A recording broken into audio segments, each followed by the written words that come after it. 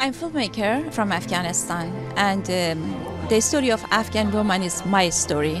This documentary actually gives an opportunity to Afghan women to bring their stories to life. While the Taliban want their voices to be lowered, this documentary is a way for Afghan women to make their voices louder. It's an incredible feeling to know that this is going to be the first thing that we wanted to do was what the Taliban did not want us to do, which was get a camera into Kabul and into the hands of these women. Y'all, this is not just another story about women fighting for their rights. This is about the sheer erasure of an entire generation of Afghan women under the Taliban. And let me tell you, the details are even darker than you think. So buckle up, because what I'm about to share will leave you questioning how this is even happening in 2024. Okay, so picture this. It's 2021. The world watches in shock as Kabul falls, and almost overnight, Afghan women are thrown into a nightmare no one thought possible in the modern era. But here's the kicker. Things didn't just stop there. Fast forward to today, and what's unfolding is nothing short of a human rights catastrophe. Jennifer Lawrence, yes, the J-Law, and Malala Yousafzai teamed up to bring us Bread and Roses, a gut-wrenching documentary. And trust me, this isn't just a film, it's a battle cry for every woman around the globe. But wait, there's more. This isn't just about Afghan women. Jennifer drops some serious truth bombs about how apathy is creeping into America too. And girl, you're gonna want to hear this. Empathy for each other when we stop listening to each other, which I think is my biggest fear for America right now, is that not going to go anywhere good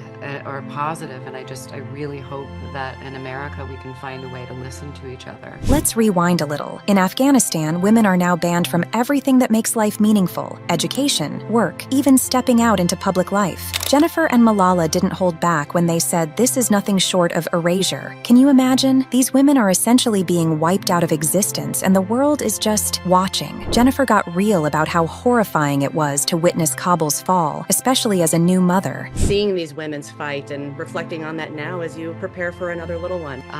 To women in Afghanistan, I was just devastated as a human, and as a filmmaker, that was really my only weapon that I knew how to do what the Taliban did not want us to do, which was... She said, and I quote, "As a human, as a woman, I was devastated, and as a filmmaker, I had to do what the Taliban didn't want us to, show the truth." Malala chimed in with her own heartbreaking experience, saying, "The one thing I wish for is that no girl should ever see a time when her education is taken away."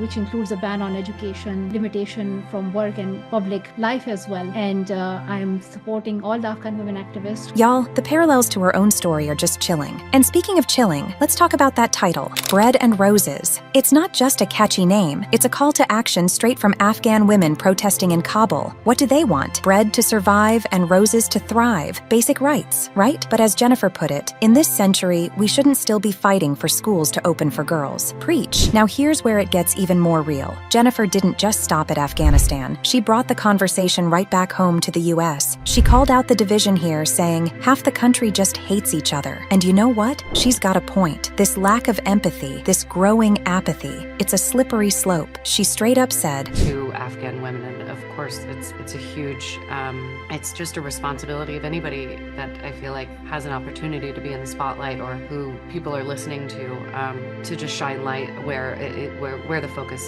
actually really needs to be. Afghanistan is a terrifying example of what happens when we stop caring about people who don't look like us. Anyone else feel like she just dragged all of us? Because same. Now let's talk about the heroes of this story. The documentary doesn't just show the struggle. It shines a spotlight on 3 Afghan women who are risking everything to resist. Jennifer and Malala made it clear. These women are the heart of this fight, and their bravery is something we should all learn from. Malala, who's been through her own battle for education, said, I hope that young people stand with Afghan women and girls in this time because they need our solidarity and our support. And at the same time, I want them to share the story, Bread and Roses, with as many people as they can and think about how they can play a role in supporting the Afghan women-led. I see myself in them, but I also see what happens when the world stands by and does nothing. Goosebumps, right? Jennifer and Malala aren't just raising awareness, they're pushing for real change. Malala highlighted efforts to hold the Taliban accountable under international law, calling for their actions to be labeled as crimes against humanity. And Jennifer? She's using her platform to make sure we all know that we can't let this slide. Their message is crystal clear. We can't afford to turn away. Whether it's sharing this story, donating to Afghan charities, or simply refusing to stay silent, there's a role for everyone to play. And there you have it. This isn't just a story about Afghan women. This is about all of us. It's about what happens when we stop caring, stop listening, and let oppression go unchecked. Jennifer and Malala didn't make this documentary to give us a feel-good moment. They made it to remind us that the fight for women's rights isn't over. Not in Afghanistan, not in the US, not anywhere. So now the question is, what are you going to do about it? Let me know your thoughts in the comments below. And don't forget to like, share, and subscribe for more deep dives like this one. Until next time, stay woke, stay aware, and keep fighting for what's right. Bye!